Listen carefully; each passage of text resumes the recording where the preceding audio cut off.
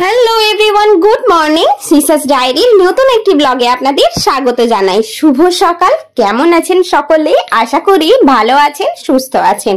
আজ আপনাদের জন্য নিয়ে এসেছি একদম ঘরে তৈরি করা ডালপুরি রেসিপি। তার জন্য লাগবে কড়াইতে প্রথমে জল গরম করতে দিতে হবে। জল গরম করতে দিয়ে তার মধ্যে একটু নুন, একটু চিনি আর একটু রিফাইন অয়েল দিয়ে দিতে হবে।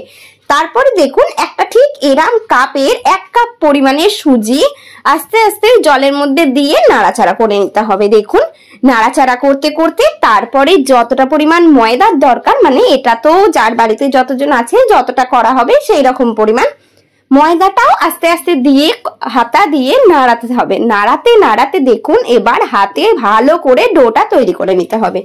হাতে তৈরি করা ডালপুরি আমার এই প্রথম খাওয়া, আর আমার শাশুড়ি মাই এটা আমাকে করে খাইয়েছেন, মানে সকলকে।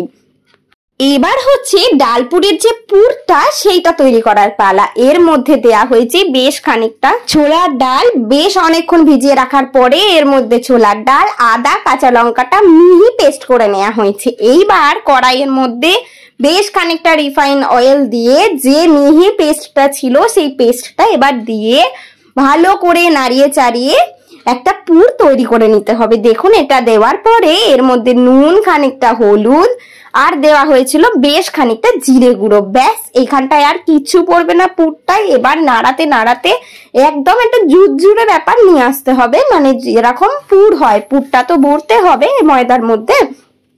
দেখুন নাড়তে নাড়তে বেশ এইরকম একটা পর্যায়ে চলে এসেছে। এবার দেখুন মোটামুটি আমাদের পুরটা রেডি হয়ে গেছে। দেখুন বেশ কতটা ঝুরঝুরে হয়ে গেছে। মিনিট 5 রেখে দিলে এরম ঝুরঝুরে হয়ে যায়।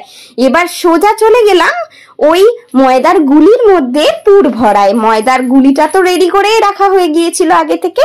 এবার এই গুলির মধ্যে ভরে নেওয়া হলো হচ্ছে সেই ছোলার ডালের পুরটা। দেখুন ঠিক এইরকম করে মুখটা মুড়ে মুড়ে পুরটা করে নিতে হবে। এটা তো সকলেই মোটামুটি পারেন, তবু আমি একবার যেহেতু বাড়িতে হয়েছে আপনাদেরকে দেখালাম।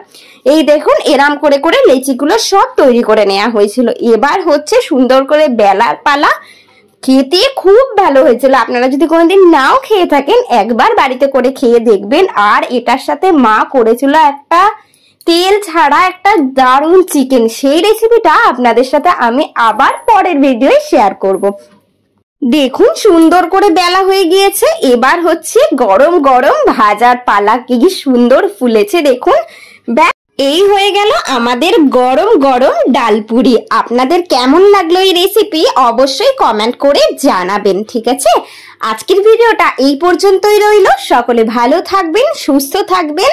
আবার পরের কোনো ছোট্ট ভিডিও আপনাদের সাথে দেখা হবে। আর অবশ্যই সকলে আমাকে সহযোগিতা করবেন। আজকের মতো টাটা।